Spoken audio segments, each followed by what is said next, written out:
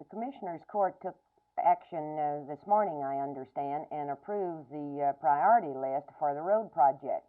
But at the same time, they disclaimed no responsibility for the financial responsibility for the projects. And to me, this was simply a political maneuver, empty and meaningless. I had hoped that they would approve the project and at least assume the responsibility for the top three.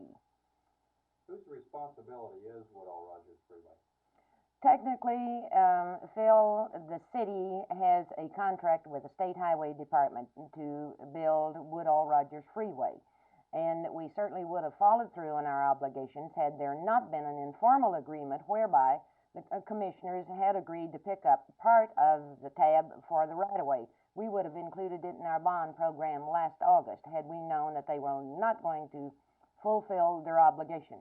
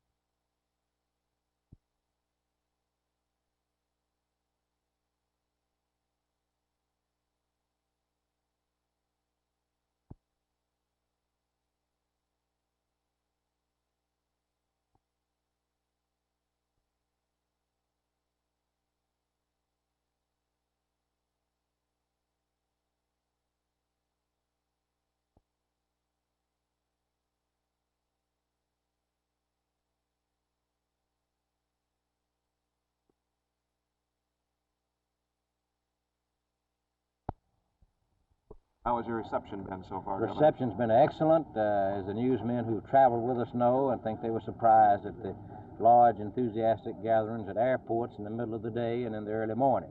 If elected president, would you reopen an investigation of the death of John F. Kennedy?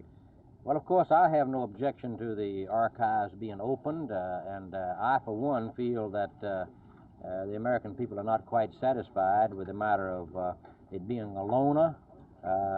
I think that I've said several years ago that the movement in this country to create actions and reactions by the assassination of political leaders, and that's going to continue to go on until we in this country demand that the Justice Department and our courts allow the jailing of people and the who violate the law and who enforce the law.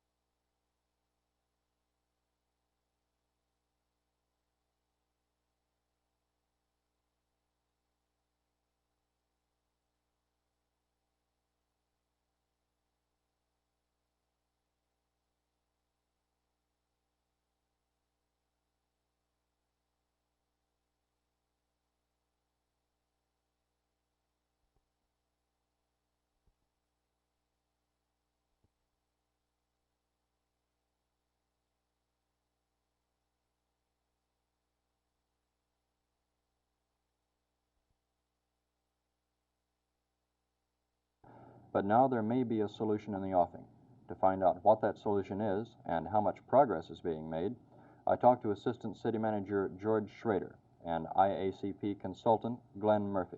We're developing plans now as to how to make the decision, but we've made no decision on this because the commitment we made to the several detectives who were the delegation that presented views to City Council recently was that we would begin consultations with them at the time we began work on this problem, before we had any hard ideas about how the problem should be resolved.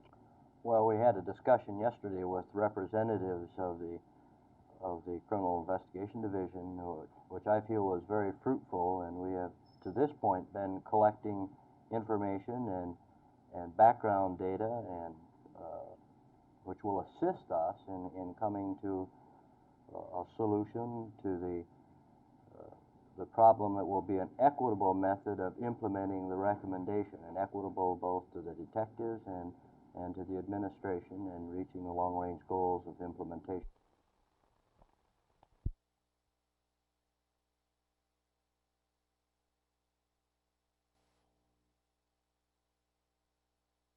The winds blew wild at Preston Trails this afternoon, but a couple of South Africans and 2 native Texans found the course much to their liking.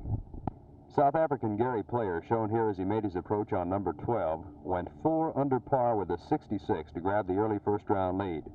Gary, who placed second in last week's Azalea Open at Wilmington, North Carolina, birdied numbers 6, 7, 12, and 13 and described his putting as fantastic. His wife and 3 of his children flew in from Johannesburg yesterday to watch him play what he said was by far his best round of the year. They were on hand as he dropped this putt for a bird on number 12. Fellow South African Harold Henning, playing the back 9 first, began the day as though he were going to shoot a 59. He birdied 11, 12, 13, and 15 to go 4 under after 6 holes. But Henning faltered when he played the front 9 and finished 1 stroke back of Player at 67.